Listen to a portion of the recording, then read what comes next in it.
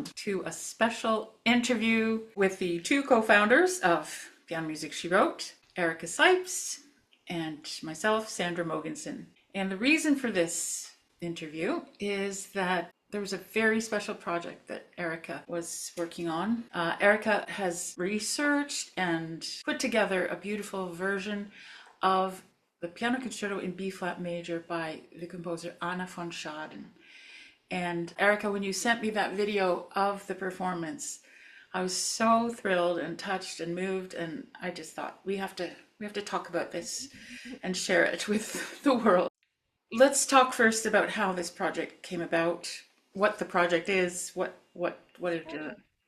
how it came to you. Sure. Well, I had never heard of Anna von Schaden, as with so many women composers, of course. And she really did not write, or we don't have many of her pieces. However, a dear friend of mine, Anne Midgett, who used to be a writer at the New York Times and at the Washington Post, she's a big fan and cheerleader for Piano Music She Wrote, and knew that this was a big passion of ours. And so she sent me a link to the Anna von Schaden rondo that is on IMSLP. And she said, have you by any chance played through this yet? And it's one of those really old editions that's like, it's probably the only edition that was printed for hundreds of years, where it's handwritten, pretty tricky to read. Right. But I played through it the best that I could, and I really found it so incredibly charming. And I found it to be a little bit more challenging than sometimes music of that period are. So I decided I wanted to learn it so that I could record it for our YouTube channel. So I learned it off of that old score, of course. It has since been, somebody has, of course, put it into Finale or Muse scores. So if you go onto IMSLP now, you can see a modern engraving of it. Yay! Oh, that's fantastic. But I still read off of the old one because that's just, I don't know, charming to me. And so I learned it, and yeah, I recorded it for our channel and just loved it. And then I ended up programming that on my solo piano recitals, Let Them Soar.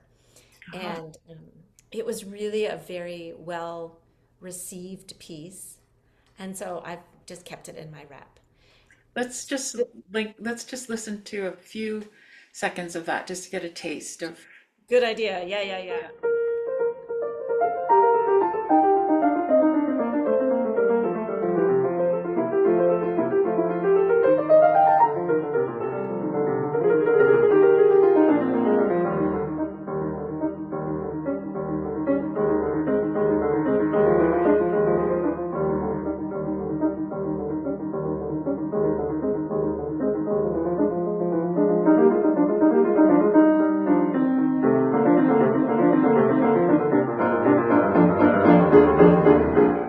Yeah, we should listen to the whole thing, but just that was just a taste. Yeah. So it's lots of fun. And my favorite part of that is there's this one spot that was in the middle there in that clip where the hands cross. So, and sometimes that's not a atypical thing. However, she really puts it to an extreme. So it's quite awkward at the keyboard. But I also find that very witty, and I like to think I kind of know Anna pretty well now, and I think she had a bit of a witty side to Oh, her. that's fun. Yeah. So, but when Anna introduced me to that piece years ago, she also told me that there are two piano concertos that are on IMSLP that she co-wrote or collaborated with the court composer at the time, Antonio Rossetti. And she had been in a live performance of it. It was either Austria or Germany, and she sent me a recording of it so I could listen to it. It was this one, I think, the B flat, Aha. and I just loved it.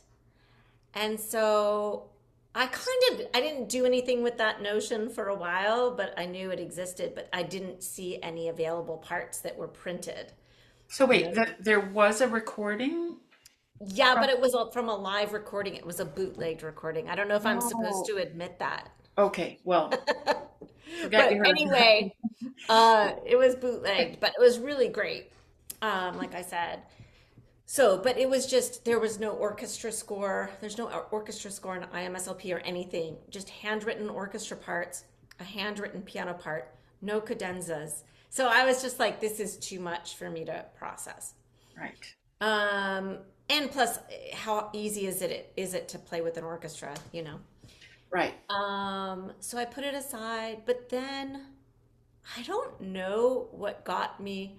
I guess it's because I got to know the conductor that's at Virginia Tech, the college that's just an hour away from me.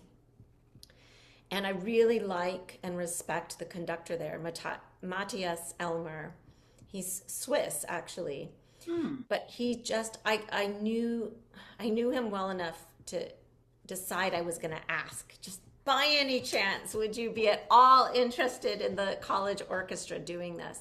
And he immediately said yes. Wow. Yeah, so I was so ecstatic. I had played with this orchestra before. It's largely made up of college students that aren't music majors. So there are Hmm. some music majors, but most of them, because it's a technology school, are engineers and scientists. And Fantastic. yeah. Anyway, so I was very excited. And so then I had to get to work putting it all into, I used MuseScore because that's just what I use. Mhm. Yeah.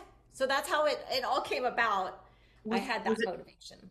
was it hard to decipher to transcribe it? I think as some of those go, this was a pretty easy one. It wasn't the original manuscript. Ah. So it was somewhat clean. There weren't moments where I had to choose one thing over another, like, and there weren't scratched out things. So Okay. that was somewhat straightforward. But what I would say is that it was all, there was nothing consistent in terms of articulation or Ah, dynamics or right. phrase marks. Nothing was consistent. Even within just the piano part, there was not a lot of attention paid to that. I got to a point as I was starting to input it that I got really overwhelmed. And I was like, because I know I've seen so many scores where they'll indicate in the part what's original and what is an editorial decision. But that overwhelmed me so much. I just decided, nope, there's so many issues. I'm just going to go ahead and do my own Good. choices, my own addition. The ornaments, those were all over the map. Um, you know, Mhm. so again, very odd. uh, Wow. yeah, and then one of the other tricky aspects is it was written for the French horns that were available at the time. I couldn't tell you what they are now, but they're not horns that are still played. So the parts I had to figure out and kind of figure out what octave they should be in, and it was Wow. very Such a uh, challenge. I I just so admire all your perseverance with this. Um, just clarify for me though. So there's a piano part, and yeah. there's some indicator of the orchestration. How is that indicated in the what you were using to go In from? IMSOP, they have all the individual orchestra parts. Ah, Yeah, as individual PDFs, I think. well, that's handy. Yeah, I mean, Oh, no way otherwise. so luckily that was there. So Okay. as long as when I inputted each instrument, then it created the conductor score. Okay. So I didn't have to do that separately. Well, phew. But then I did decide that I should, after I had done the whole orchestra parts, piano part, I did decide to do a two piano reduction of the orchestra Ah, good. because I wanted to have somebody to play it with. And I also felt it was important for future students to be able to have And that access. future Sandra and Erica collabs. Anyway, just Yeah, absolutely. so the orchestration, what is the orchestra made of? It's strings. So strings and then two oboes and two horns. That's it. Okay. So really not a very big orchestra. We had quite a few strings for each part. I wouldn't Yeah. recommend doing a huge string section You just don't because need the that. writing of the piano part is what it is, and it was written for an earlier keyboard. So, Right. Right. yeah, So what would you ideally how many strings would you ideally hire? I would say 2 to 3 desks of first violin, second violin, probably two of viola, two of cello, two bass players. That's Yeah. probably more, would make a better balance. Yeah. Cool. Yeah, Awesome. yeah. So, we should just touch a little bit on some details about Anna von Schaden. Like, she was born in 17, what, 60 something. Do you recall? I have it somewhere. You're better with dates than I am. I don't know. She just had her birthday, June 2nd, 1763. Happy birthday, Anna. Yeah, so yeah, born in Linz, Austria, and she lived until 1834. Yes. So, what did I say? 1763? So like 7 years after Mozart. Mm-hmm. She was a little bit older than Mozart. Yep. And I know it seems that they had crossed paths at times. Aha, Um, So, yeah. And that's one interesting. thing that makes Anna so interesting to me, she married somebody that had a position within the court, and I'm not going to be Hmm. able to say the name of the court because it's a long one. But it Okay. was the court that had the most renowned orchestra at the Ah, time. handy. So, yeah, Nice. it was very handy. But, I think it's interesting that as a woman that was married to somebody with a position in the court, that they hired her. They actually paid her to be the Yeah, court pianist, yeah, that's great. which seems unusual to me. Well, Um, apparently she was quite the pianist. I think she was. Yes. Yeah. Uh, Yes. I said she was born in Linz in Austria, and I believe she moved to Vienna like when she was a kid, like at age 10 or 11 or so, and got some good training and whatnot. So, I think obviously she got good training. yeah. And you can tell that it's interesting, and you've experienced this too, I know. When you have a pianist that composes pieces for piano, it's a completely different experience, Yeah, right? yeah, exactly. There's some things that are awkward, but for the most part, it just works really well. Lies under the hand nicely. Yeah, and she was living during a time when the piano was really going through an evolution. So one of her good friends was Nanette Streicher, living in Hmm. I don't remember which town she lived in, but her father was the leading piano maker in Austria, and he was very much his factory was constantly and his workshop were constantly devising new keyboard instruments to Oh, how try cool. to develop it into um, yeah a different thing than So what a had tech originally bro been. kind of guy. Oh, absolutely, a tech bro. And Austria at the time, I think, they were a little bit more open-minded about giving women Hmm. an education that wasn't just for marriage purposes. So, Right. fortunately for Nanette, her father said yes. As a young girl, he took her in and said, "Yeah, come and sit and watch me and watch how we string the piano and watch how we play with hammers and Oh, all that." Um, yeah, so that's was a friend of Anna's. Nanette was a bit younger than Anna, but mhm. they were apparently friends, and they did play together as well at times. And then there's like a Beethoven connection in there. One thing is, uh, Anna von Schaden, like I said, was born 7 years after Mozart, but Yeah. also 7 years before Beethoven. So Yes. right in there, Yeah. in a similar way that Mariana von Martinez was born exactly halfway between Haydn and Mozart, Ah, interesting. also Okay. in that same area of the world. Maybe that's why I like both of their writings so much, Yeah. actually, because You know how everybody listens to a work by a woman composer, and often they say, it sounds like Mozart, it sounds Yeah. like Haydn. And the Yeah. insinuation is that that means that they were copying those Yeah. composers. And it always drives me crazy. And people did that when they heard the Anna von Schaden concerto. Oh, They're like, oh, it sounds like Mozart. And I said, I'm just going to throw this out there, but maybe Mozart sounds a little bit like Anna von Schaden. thank you. There's no You way to know? know who copied who or if anyone copied anyone. Who knows, you Yeah. know? Yeah. Anyway, Yeah. No, I appreciate that. Yeah.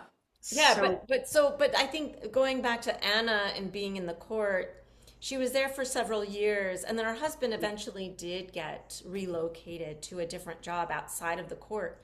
But mhm, interestingly enough, Anne Majette had told me that Anna continued to get a salary from that court, right. apparently through at least much of the rest of her life. Yeah. Incredible. Um, so she must have made an impact.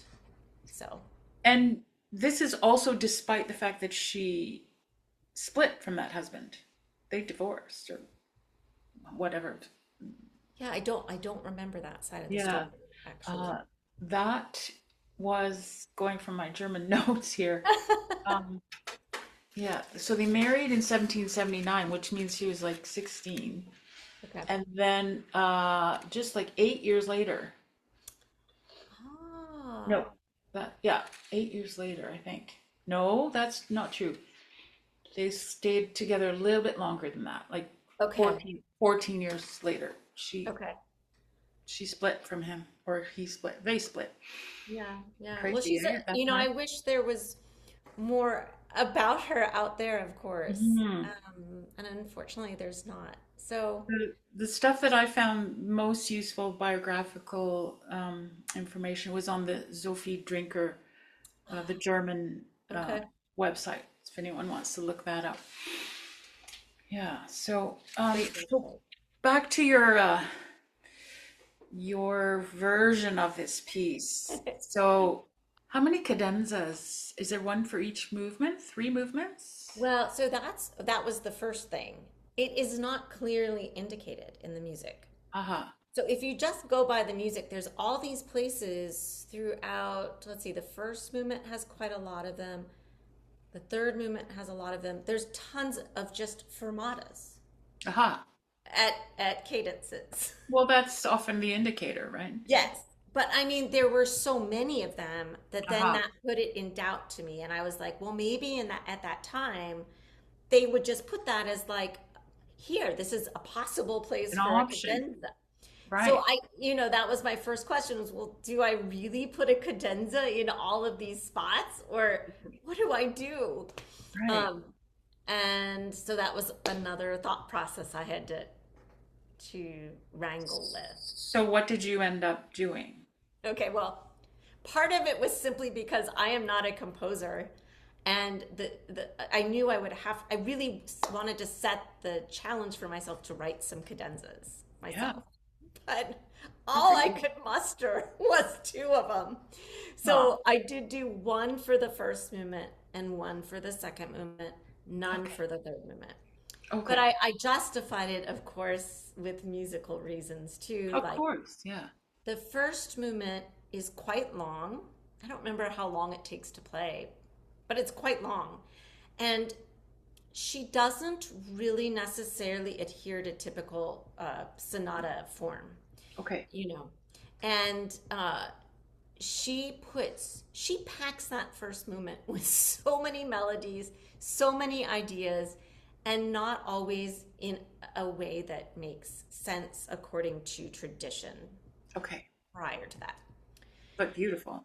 And it is beautiful, Yeah. so beautiful. Yeah. But then I thought, if I try to add too many cadenzas in there, there's not much to say. I don't need to. Ah, yeah. Okay. I see what you're saying. Like, what's the purpose of a cadenza, right? All Yeah. these philosophical things came to mind. Right. So I decided to use the cadenza. I took something that the orchestra only got to play in the tutis, Oh, yeah. and then I just added some other stuff. Um, So that's how I ended up doing that one. And So then, yeah, while we're talking about the first movement, should we listen to a little chunk of it? yeah, let's go ahead and listen. I think we'll go ahead and listen.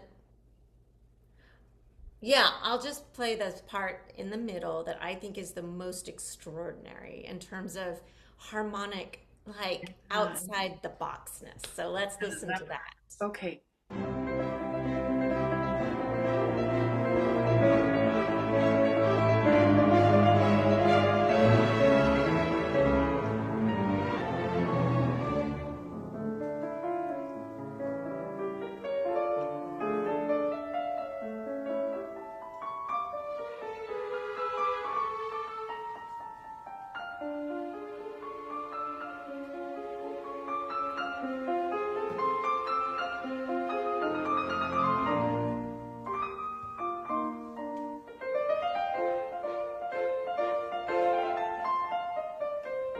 Okay. Oh, it's so, yeah, it's really unusual. It is unusual. And one of my funny little story about that is there's a conductor, of course, here in Roanoke, and he was helping me with the cadenzas just to kind of give me an extra set of ears. He's really good at improvising and composing. So Great. I took it over to him and we were playing through the concerto together on two pianos.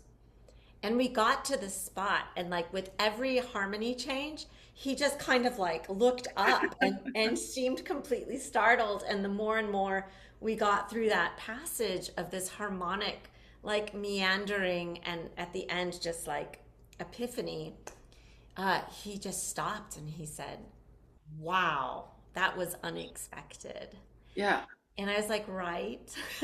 Yeah. And that just really tickled me. I was like, Yeah. see, good job, Anna. This is great. Yeah.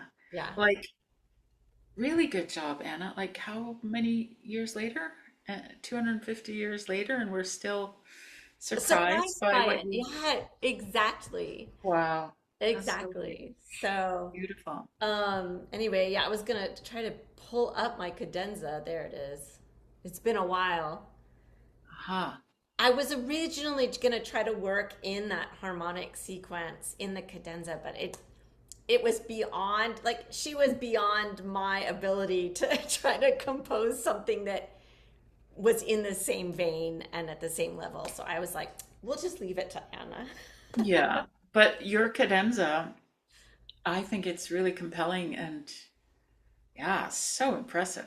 Yeah. Thanks. It ended up being what I wanted it to Yeah. be, and Good. not too long.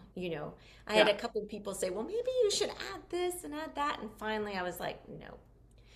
But I would say, so I had one version of this cadenza, and you've composed quite a bit, I think. You'll get this. Like, I did this first version of the cadenza. I played it for somebody, and they were like, what are you doing? And I'm like, I seriously don't know what I'm doing. Oh, So after thanks so that, much.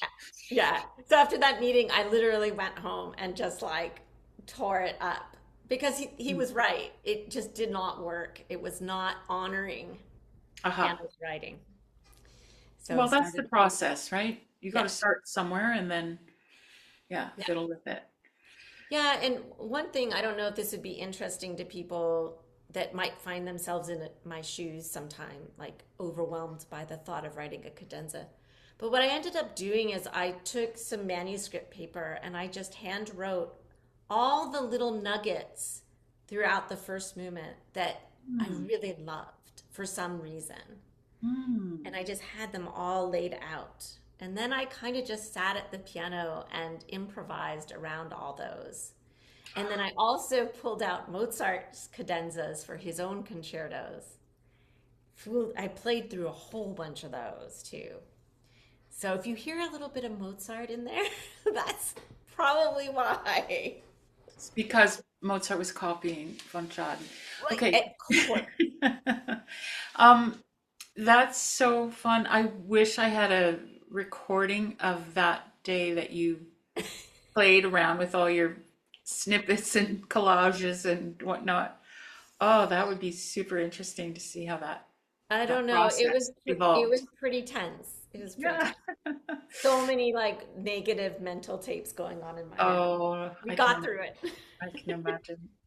So then you also made a cadenza for the second movement. I did. And that one is very, very short. I don't know if we want to listen to Can that. we, yeah, Yeah, can we yeah. do that? Yeah, let's start with that.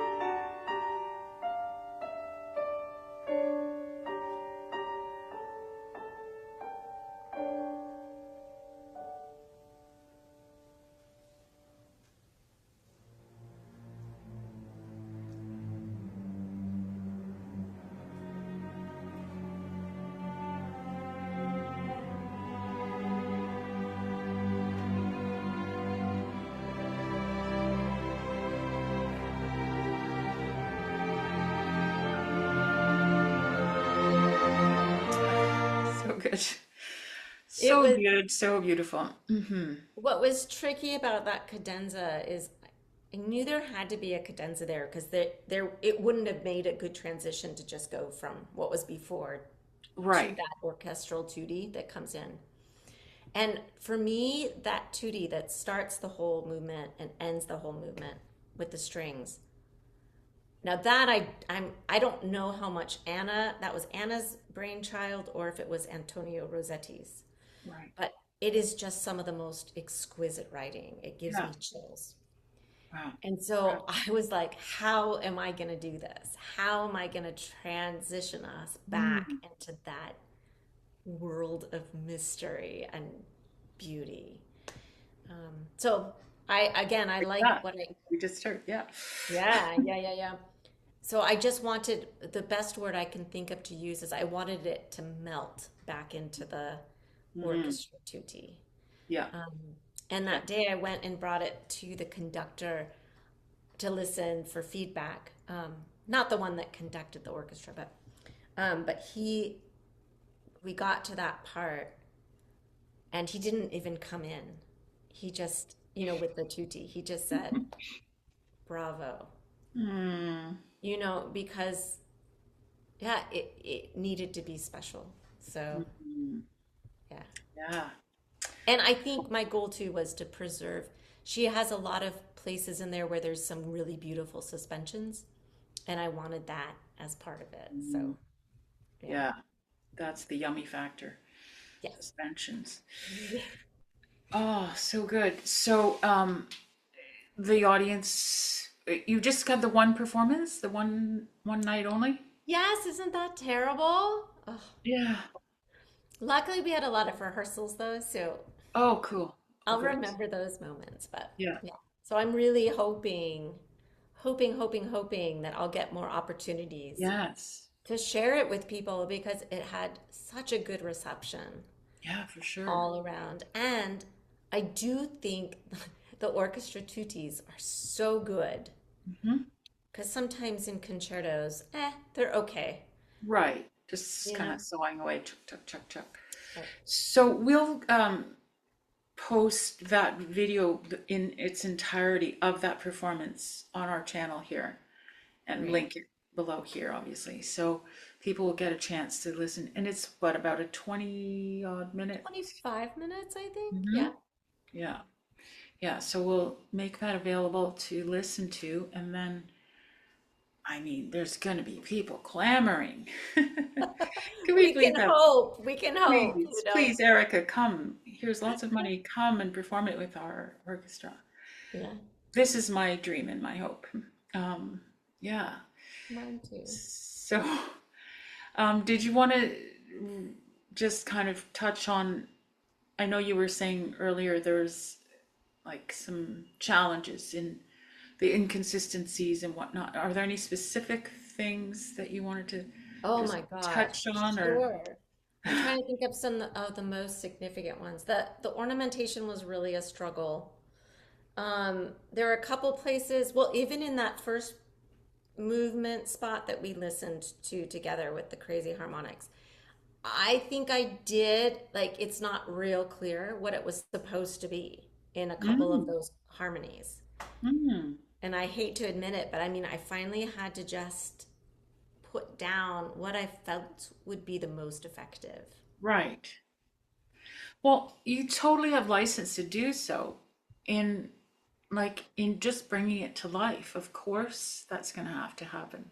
Yeah, And it's interesting that already early in the process, she also collaborated right. on this piece, right? Yeah. So it's like von Schaden, Rossetti, Yeah. Sipes, yeah, you Well, know? and I think, back in that period of time, of course, when ornamentation was just, I think musicians were trained in that, or it was just part of the Hmm. language. I don't even know if they Hmm. were trained.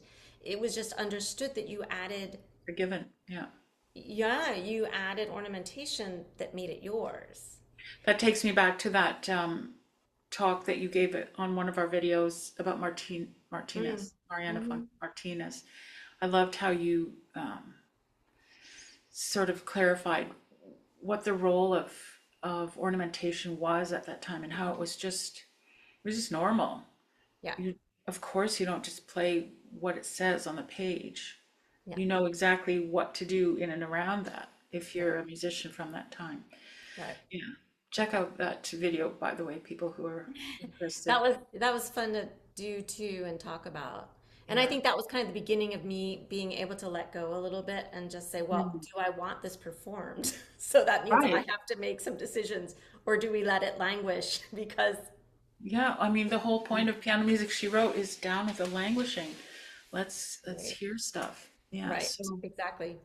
And then another thing I remember distinctly, there was one spot, I think it's in the slow movement, Mhm. where, so when they had those handwritten editions, the way they write out rhythm, things don't line up Right. properly vertically, right? And so there was one measure that had all these ties and suspensions, and it was almost impossible to figure out what the rhythm was supposed to be. Oh my gosh. And I know I listened to a recording after I had done my edition, and I was like, oh, well, they did it a different way. Oh, well. Right. Again, I just decided, well, what makes me love it the most? Yeah. And so I chose the rhythm and the way it lines up that I liked. Good. Yeah. Beautiful. Uh, and then another thing, this is a little bit of a different problem. The last movement is the shortest movement. It's only like 4 minutes, but it's really awkward. Oh. Tons of thirds everywhere, like Mm. fast thirds.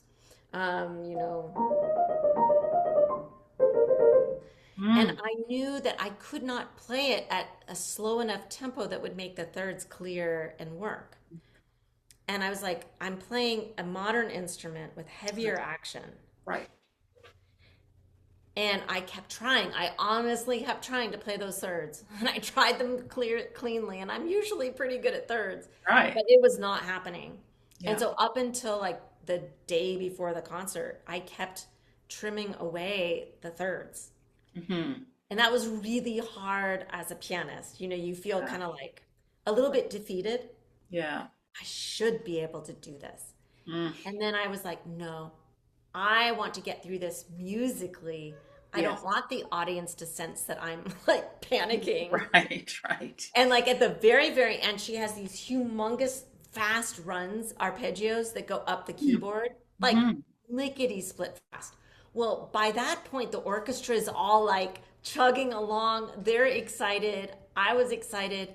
I could not get those arpeggios as she wrote them Uh-huh. in.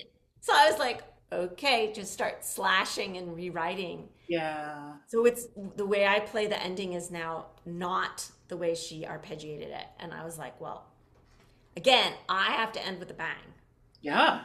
not a whoops. Well, people are going to be grateful that there now exists the Sipes ending of the Von Schaden concerto because, like, if you're struggling, Yeah. everyone's going to be struggling. Yeah, actually, that I hadn't even thought about that because I should probably do a final tweak to that last movement and just do optional, like for Yeah, a lot of upside. those thirds. Yeah, I wouldn't want somebody to go. It took a lot of work to figure out which thirds to keep, which ones to ditch. yeah, right. So anyway, Well, like you say, you want it played, you want it heard, so yeah. yeah, make it playable and yeah. And that So movement is so lighthearted and fun that it's like I don't think she would want people to agonize. funny, eh? How, I wonder why it was written that way. So I mean, again, she strange. must have been a really incredible pianist Yeah, yeah, because I don't know why you would do that. yeah. Unless you could play it, you know. It's just impressive either way, like without all those excess layers. So Right, yeah. right. So what are we gonna do now? I mentioned to you that Taylor Swift gets to do her Eras tour globally. I think we need something on that scale with Erica Sipes doing the Von Schaden There you global go. tour. That would be an idea, yes. Yes. Yeah. So, I thought, could we listen to maybe one more clip? oh, sure. And Which, that, I think I would love to leave people with the opening of that second movement. yes. I Okay. think, yeah, because it is so beautiful. Um, yeah. Okay. Here it is.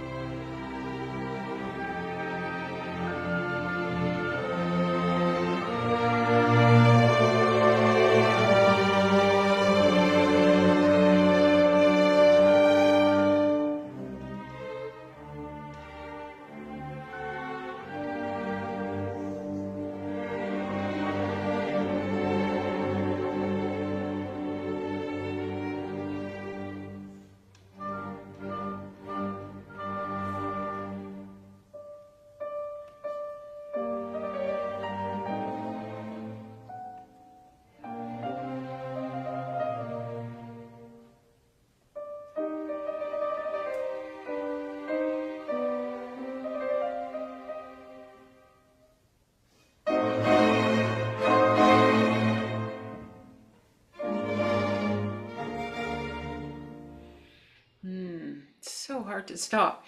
Anyway, you can listen to the whole thing on the other video there. Yeah. Fantastic. But to me, that's like whenever we got to that movement and I got to the end of it, I just was Hmm. so incredibly moved. Yeah, it's And it was one of absolutely. those moments in a performance where the audience was just, and the orchestra too, just Mm, still. And in today's world, yeah, it's hard to find those moments of just wholeness and calm. yeah. Yeah, I still regret, I had planned to come and be I there for that. And then there's know. such a weird thing happened with my car where I had to take it in and they didn't have the part. And so I didn't have my car for, I think it was over like a month or 6 weeks. Well, that just means I have to do it up north somewhere near you. So, Yes, yes, yes, Michiganders in yes. particular, Come on. are happy to come up there. Yeah, So, well, I mean, I keep thinking, how can I put an orchestra together even here? I need yeah, some cash to pay people, but yeah, let's work on that. absolutely. So the parts exist. The yeah, they're in your hands at this point, and at Yeah, some point, when other pianists maybe are interested, they can talk to you about that. But absolutely. for now, I think you should perform it because you did all that work. Yeah, and I know it. Like, Yeah. I think when you input it, and again, you've probably experienced this, when Mm, you input music into like Finale or one of those yeah. programs, you really get to know it, right? Yeah, you know it at a whole different level. Yeah. And so I would like to hang on to it, but also I do want it performed. So, Yeah, people can get in touch with me and we'll talk yeah, um, and go from there, I guess. And then eventually, yeah, I'll release it, you know. yeah, Um, yeah. You can do some behind the scenes deals. there you go. There you go. But I'm thinking about that place and time, Austria, around the turn of the into the 19th century. Um there were a few of these amazing women born around the time of Anna von Schaden. You did the those variations by Josefa Auernhammer. Arnhammer, yeah. Yeah. Yeah. And how did the level of the von Schaden compare to that piece? I played her variations, and variations often are a little bit on the lighter side, Hmm. just because of the nature of them. And the ones I did were from Magic Flute, Yeah, Uh, right. but I mean, even those variations I did of hers had moments of incredible Yeah, profundity. I think Uh, so. yeah. Um, Gorgeous. so there's that similarity between the two of them. I don't know. I would say Anna von Schaden's might be a little bit more on the technical side, like Hmm. technically challenging, Challenging. Yeah, but I don't know. I don't know. Variations really are just so different, and I right. like them both equally. I mean, yeah, Hmm. her variations are just phenomenal. So I happen to know you have another set in your library. I need to record them. Thank Um, you. I did read through them. So not easy. And then there's those two sisters, the Auenbrugers. I don't think we've recorded anything from them yet, no, we but have they were not. born in that same like 1750s. Um, and then there's the Teresa Paradis. Yes, Yeah, which I have not found her piano music, yeah, which exactly. seems odd because And she was quite famous and was still she a is. pianist? Yeah, Or and an organist and a composer and where is her music? yeah, exactly. Where is it? How often do we ask that question? Um, and then of course there's Nano, Mozart, Yeah. also from the 1750s, 1751, I think. Um, like that's a lot of really illustrious Yeah. women, Yeah. pianists, composers. Absolutely. And then when you think of in just that geographic area, like Austria, then of course there's Germans and um, And but French. but And then there's Montgeroux, yes. French, Yes. also the same time, like born the year after von Schaden. Yeah. Isn't that cool She to just think of wrote that? gobs of stuff. Yes, and thankfully we have access to so much of it. Yeah. But it's Yeah. so cool to think of like Anna von Schaden was one when Hélène Montgeroux was born. Like they could have had play dates if their parents were living nearby. They could have done Absolutely. duets together. Yeah. Anyway, I just find that so fascinating to think of like people at the The same compose time. Right, the You composers know? existing in the same circle, not just Yeah. in their own, like, I always picture the busts of the composers on the Yeah. piano. It's like, Right. no, no, no, no, they were actually, Yeah. they knew of each Colleagues. other. Yeah. Colleagues and friends. Yeah. Anyway, thank you so much for Yeah. going into some detail on this project. And I just encourage anyone who's listening who has an interest or has an orchestra or, you know, Even has a some, chamber, like a string orchestra, yeah, something small or is interested in funding something like this to Mhm. put on some concerts. Yeah, I think I think it's so important and there's so many pieces that, you know, to be added to that category. But absolutely. yeah. So well done, super well done. Thank you for Yeah, all that you thank did you. to make that happen. Thanks for being a cheerleader on the Oh, sideline. I just couldn't not do something with it because it's so great. All right, so we'll say ciao for now, Yeah, and sounds good.